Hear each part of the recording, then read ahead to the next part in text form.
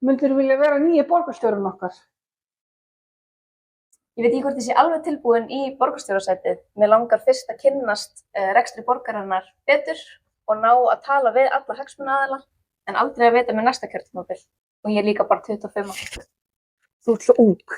Svo ung. Velkomin í kosningahljómar átal í stuttu máli. Takk fyrir boðið. Hvað heitir þú, frá hvaða flokk ertu í og í hvaða sæti? Ég heiti Silja Sóley Birgisdóttir og ég er í Sósíalistaflokknum og ég er oddvitinn hérna í Reykjavík, en í fyrsta sæti. Lýstu þínum flokki í 3 orðum? Jöfnuður fyrir alla.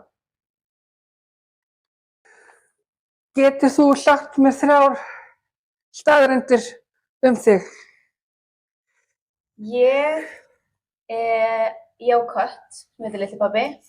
Ég er með menntun í sálfræði og ég elska tónlist. Nefndu 3 ástæður fyrir að fatlað fólk ætti að kjósa þig.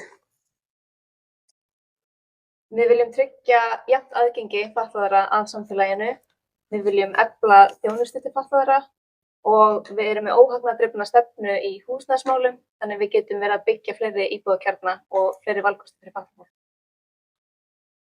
Getur þú lýst Sameinuðu þjóðanna réttindi fatlaðs fólks í 3 orðum? 3 orðum? Vá, það er erfitt. Tryggir jafnt aðgengi. Hvaða 3 álegg setur þú á pítsuna þína? Ég set rjómaost, döðlur og lauk. Nú er ég ekki með vinnu eins og margt fatlað fólk. Hvaða 3 nýjar leiðir getur borgin farið til að breyta því? Borgin getur sjálf verið með frumkvæði og fundið störf sem er innan það sem að borgin er að sinna, að finna verkefni sem að fatlað fólk getur tekið þátt í. Það getur aukið tækifæri líka í sambandi við Vinnumálastofnun að finna fyrirtæki sem eru til í að taka á móti og til í að vera einmitt með hlutastörf og svoleiðis eftir starfsgetu fólks. Og þriðja. Og líka bara komið ákveðinni líka fræðslu til ýmissa starfsstaða. Ég held að séu mjög margir sem eru með mikla fordóma og það þarf bara að fræða fólk að fatlað fólk getur unnið ýmis störf.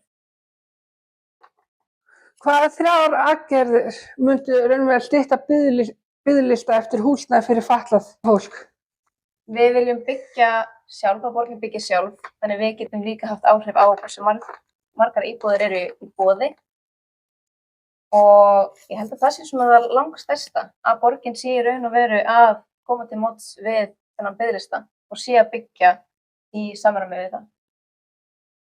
Ætlar þú að bjóða okkur fatlað fólkinu með því að þú ert að tala um fatlað fólk?